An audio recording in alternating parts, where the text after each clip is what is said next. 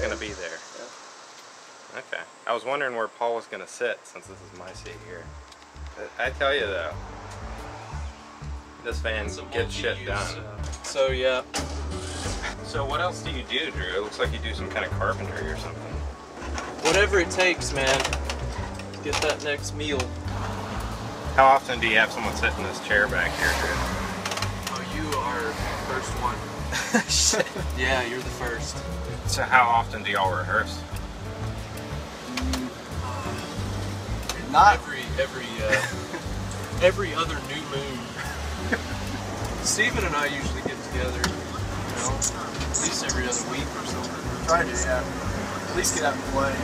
But as a unit, the four of us, yeah, it's, you know, everybody's got their own thing going on. Yeah, it's hard to coordinate. Yeah, I mean, which, you know, busy time of year. I think we all share an understanding of that. But we, you know, we're keeping the thing alive. Fair. The hard part of that, so like, is actually being able to respond to, you know, the muse or whatever, you have some kind of inspiration, and you're looking for somebody to bounce that off of. No, I've got another gig booked that night, or got this job to do, or whatever. So it's like, have to bottle up inspiration for the next time we get together, and then it may be kind of stale by then. Well, it wouldn't be that interesting if it wasn't some form of like racing. So here's another band guy. Yeah. These See, I band relate guys. more to this guy than I do to the musician in his band. Gotcha. I don't like those guys. These guys. Do y'all have a okay secret? Y'all have a secret greeting? It's a nod sort of thing. Nod. I think he might be letting you go. See what I mean? That's van yeah. code. Yep. That's pretty Looking out incredible. for each other. I can give testament to that. I've seen that 4 or 5 times right around. Yeah. It's a fraternity. So y'all have a song picked out for today? We've actually got 2. I guess we're doing an unplugged thing, Will. Okay. Oh, that's cool. Which, yeah, we don't ever do as a band.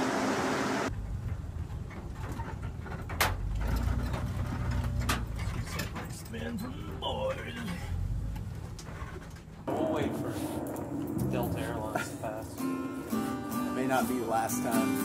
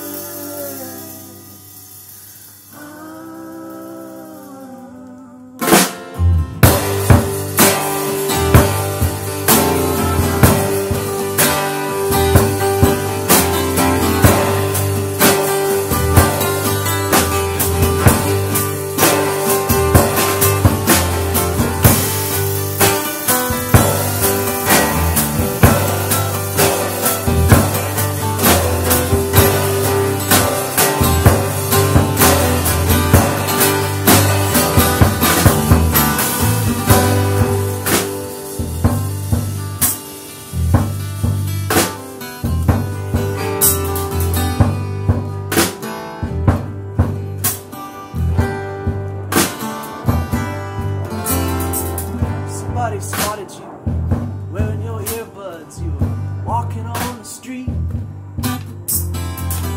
Now what does anybody have to say? Isn't going around, getting watered down, hypo misery. Somehow we're on a collision course with the world as we know it. Oh, crack it up, oh, counting on me, and oh, I won't blow it out.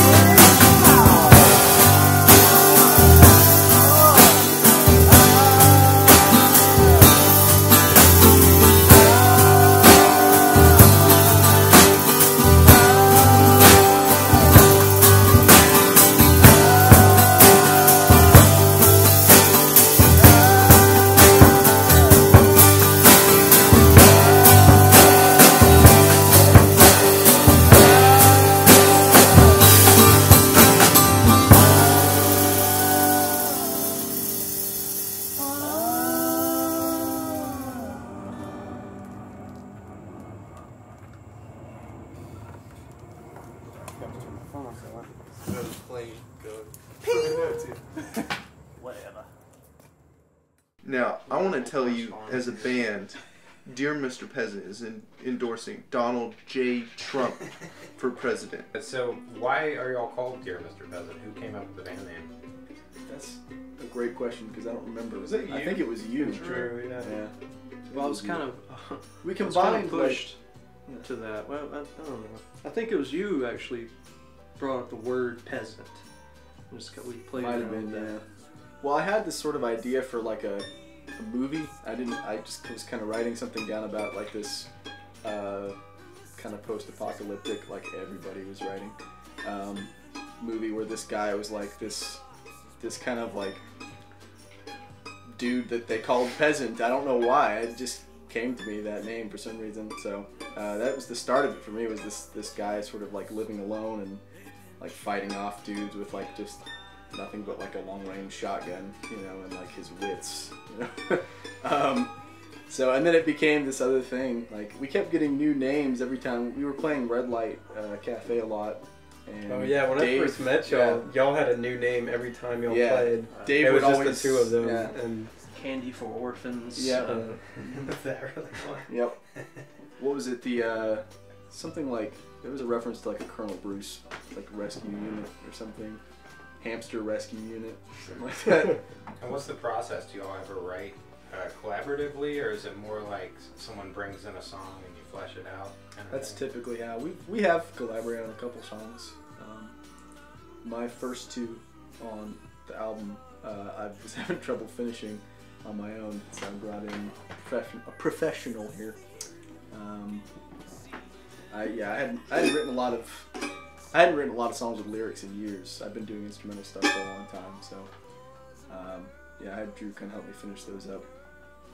And, and then we sort of like You kind of brought the ideas to us too, and we just kind of jammed on a lot of different ideas, and then The arrangement was very collaborative.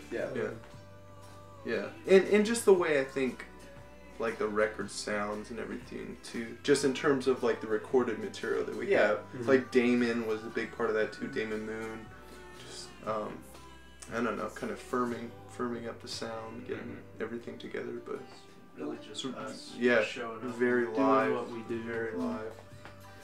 Yeah, tell me about the recording process. That was much more collaborative. That was very like, and very in the moment. You know, when we had set ideas, of course, and we had the structure kind of planned out. Obviously, for all the songs, they were finished before we got in the studio. But you know, a lot of changes were made sort of on the fly, just like listening back, like, well, let's throw this on there. You know, it's just, I mean, really small changes. Everything is live except for, I mean, some percussion and some added vocals. Yeah. That's about it. Yeah, I just want as many people to hear this thing as possible, you know? Yeah, I'm really proud of, like, how easily, like, the album came off, I think. And it's reflected musically, too. sounds real loose and raw, and that was the goal. So I feel like we accomplished clearly like what we wanted to do, like a live record to tape, and we did it. You know. You all cut live tracks and then you did overdubs for vocals and stuff. Yeah, No, yeah. Most of what you're hearing is live. But Really? The only overdubbed vocals are harmonies. There are.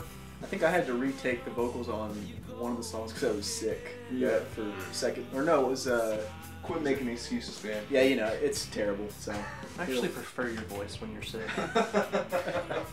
That's cool though. You all did all the vocals live with the band. Yeah, it was. I would say raw. Yeah, like 85-90% of the lead vocal tracks are live. Yep. That's awesome. Yeah, I think this album's gonna really help us play more live too. You know, once we release it and get some buzz behind it, we might Get that. It's hard to. It can be hard to book gigs effectively without something to actually. I mean, without a product. Yeah, so this is Right. like this is our foothold, and you know we want to be kind of intertwined in our little music community here in Atlanta. Yeah. A lot of really cool friends that we have that have been really supportive, and they want to see this happen too. Yeah, I can't wait to step all over those people in the not too distant future and completely disregard what they've done. Just forget about it. When we you know? get that Cherry Pepsi gig, man, Oh, dude, it's on. all bets are off. If you want to be cool like dear Mr. Peasant, you'll drink Cherry Pepsi.